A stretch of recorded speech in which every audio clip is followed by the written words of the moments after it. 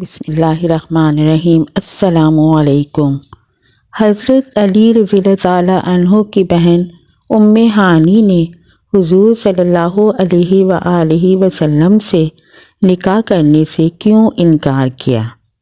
ناظرین، حضور صلی اللہ علیہ وآلہ وسلم کے سب سے چہیتے چچا حضرت ابو طالب کے 7 لڑکے تھے، اور ساتھ میں حضرت ابو طالب نے بچپن ہی سے حضور صلی اللہ علیہ وآلہ وسلم کو اپنی نگرانی میں پالا تھا۔ اس لیے اب گھر میں افراد تو بہت تھے، لیکن کمائی کا کوئی ذریعہ نہیں تھا۔ آخر جب حضور صلی اللہ علیہ وآلہ وسلم بڑے ہوئے اور اپنے چچا کی ایسی پریشانیاں دیکھیں تو آپ صلی اللہ علیہ وآلہ وسلم نے اپنے دوسرے چچا حضرت عباس سے جا کر کہا کہ اے میرے چچا جان، آپ تو دیکھتے ہیں کہ میرے بڑے چچا حضرت ابو طالب بہت زیادہ تنگیوں کا سامنا کرتے ہیں، گھر میں کھانے کو کچھ نہیں ہوتا، اس لیے میں چاہتا ہوں کہ ہم دونوں مل کر ان کی کچھ مدد کریں اور ان کے لڑکوں میں سے کسی ایک یا 2 کو اپنی کفالت میں لے کر ان کے کھانے پینے کا انتظام کریں۔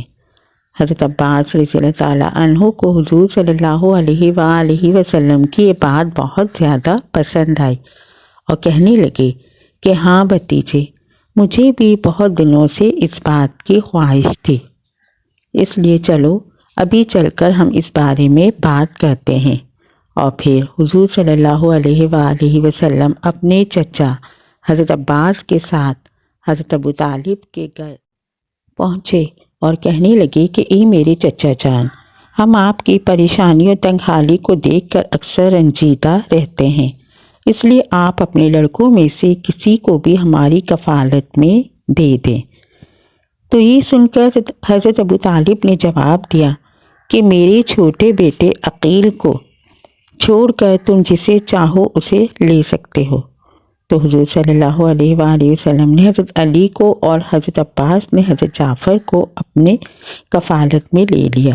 وقت گزرتا گیا، اب کیونکہ حضور صلی اللہ علیہ وآلہ وسلم کا بچپن بھی حضرت ابو طالب کے گھر گزرا تھا اور شادی تک آپ صلی اللہ علیہ وآلہ وسلم اپنے چچا حضرت ابو طالب ہی کے ساتھ رہے، تو اسی لیے حضور صلی اللہ علیہ وآلہ وسلم کو اپنے چچا کی لڑکیوں میں بڑی لڑکی حضرت ام ہانی سے بہت زیادہ لگاؤ تھا، اور خود حضرت ام ہانی بھی حضور صلی اللہ علیہ وآلہ وسلم کے اچھے اخلاق کی وجہ سے آپ سے بہت محبت کرتی تھی، اور زندگی کی آخری سانسوں تک ان کے اندر یہ محبت قائم رہی۔ حضرت ام ہانی کا اصلی نام فاختہ تھا، وہ حضرت علی و جعفر طیار جیسے بڑے صحابہ کرام کی سگی بہن تھی۔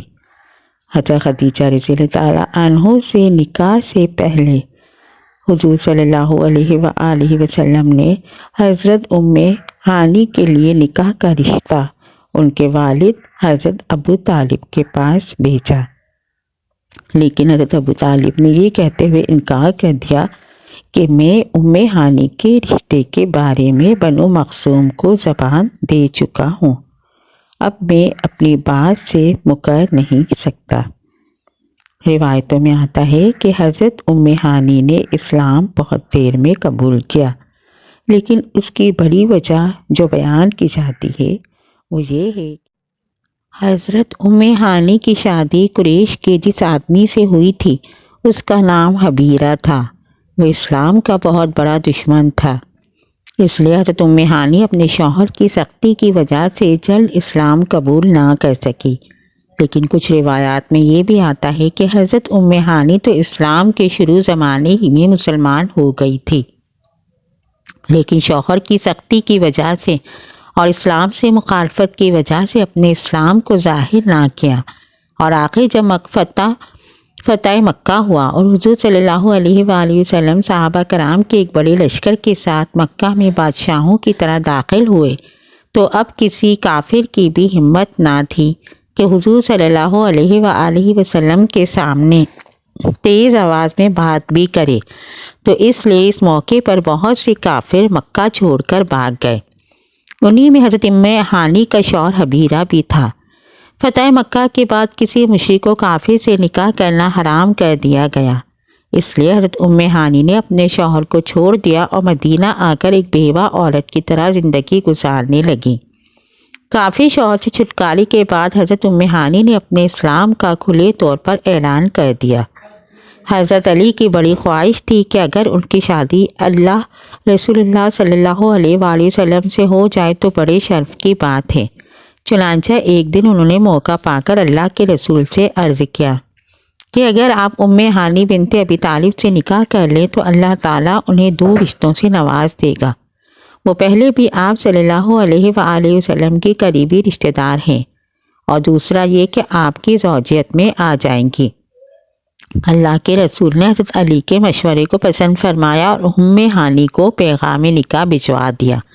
انہوں نے جواب دیا، اللہ کے رسول مجھے اپنی جان سے بڑھ کر عزیز ہیں، لیکن آپ صلی اللہ علیہ وآلہ وسلم کا حق بہت عظیم ہے۔ میرے بچے یتیم ہیں جن کی میں پرورش کر رہی ہوں۔ مجھے اندیشہ ہے کہ اگر میں آپ صلی اللہ علیہ وآلہ وسلم کی خدمت کا حق ادا کرنے لگ جاؤں گی تو میرے بچوں کے حقوق متاثر ہوں گے، اور اگر بچوں کے حقوق ادا کرنے لگ گئی تو اللہ کے رسول صلی اللہ علیہ وآلہ وسلم کے حقوق کی ادائیگی میں کمی آ جائے گی۔ اللہ کے رسول نے جب ہانی کا جواب سنا تو نہایت خوش ہوئے اور ارشاد فرمایا، قریش کی عورتیں تمام عورتوں سے بہتر عورتیں ہیں، اونٹ کی سواری بھی کر لیتی ہیں، یعنی بہت بہادر ہیں، چھوٹے بچوں پر نہایت مہربان اور مشفق ہیں، اور اپنے شوہر کے ذاتی کاموں پر بھرپور توجہ مرکوز کرنے والی ہیں۔ پھر اس کے بعد ہانی ساری عمر ایک بیوہ عورت کی طرح زندگی گزارتی رہی۔ حضرت ہانی کے بچے ابھی چھوٹے تھے۔ ایک دن حضور ان کے گھر تشریف لائے اور عذرائے شفقت فرمایا، ہانی بکری پال لو، یہ بڑی خیر و برکت کی چیز ہے۔ ایک مرتبہ حضور صلی اللہ علیہ وآلہ وسلم تشریف لائے تو انہوں نے عرض کیا، یا رسول اللہ، میں اب بوڑھی ہو چکی ہوں، چلنے پھرنے میں بہت دشواری ہوتی ہے، کوئی ایسا وظیفہ بتا دیں جو بیٹھے بیٹھے پڑھ لیا کروں۔ آپ صلی اللہ علیہ وآلہ وسلم نے فرمایا، 100 مرتبہ سبحان اللہ، 100 مرتبہ الحمدللہ، 100 مرتبہ اللہ اکبر اور 100 مرتبہ لا الہ الا اللہ پڑھ لیا کرو۔ حضرت ہانی نے حضرت امیر معاویہ کی خلافت میں وفات پائی۔ اس وقت ان کی عمر 100 سال تھی۔ ان کے 4 بچے تھے جن کے نام ہانی، عمرو، یوسف اور جعدہ تھے۔ چاروں بچوں کو صحابی ہونے کا شرف حاصل تھا۔ ہانی بڑا بیٹا تھا جس کے نام پر ان کی کنیت تھی۔ انہیں فقہ سے بے حد دلچسپی تھی۔ حضور صلی اللہ علیہ وآلہ وسلم سے مسائل دریافت کرتی رہتی اور انہیں دوسروں تک بھی پہنچاتی تھی۔ حضرت ہانی سے 46 احادیث مروی ہیں۔ اللہ تعالی حضرت ہانی کو بلند درجات عطا کرے، آمین۔ اگر میری یہ ویڈیو پسند آئی ہو تو اس کو لائک، شیئر اور سبسکرائب کیجیے۔ جزاک اللہ۔